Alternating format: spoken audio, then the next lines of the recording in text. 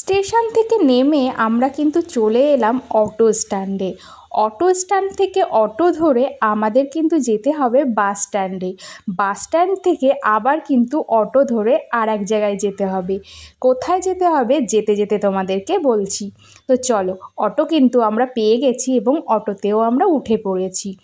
টানা 9 ঘন্টার জার্নি করে তারপরে কিন্তু আবারও আমাদের সেই জার্নিই করতে হচ্ছে এবং সারাটা দিন সেটাই করতে হবে। এরপরে আমরা কিন্তু বাস স্ট্যান্ডে নেমে পড়েছি। এখান থেকে কিন্তু আমাদেরকে অটো ধরে আরও এক জায়গায় যেতে হবে। সেটা হলো যেখান থেকে আমরা বাইক নেব। আসলে আমরা যাব মেন পার্টে। মেন পার্টে যেতে গেলে কিন্তু আমরা গাড়ির সাহায্যে যেতে পারবো না, বাইকেই যেতে হবে।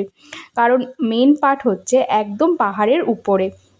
তো আমরা কিন্তু টোটো পেয়ে গেছি। টোটো করে আমরা কিন্তু সেই দোকানের সামনেই যাব, যেখান থেকে আমরা বাইক ভাড়া করে তারপরে কিন্তু যাব। তো আমি কিছুক্ষণ বাস স্ট্যান্ডে বসেছিলাম, ও গিয়ে টোটোটাকে নিয়ে আসলো। তারপরে কিন্তু আমরা টোটোয় করে সেখানে যাচ্ছি।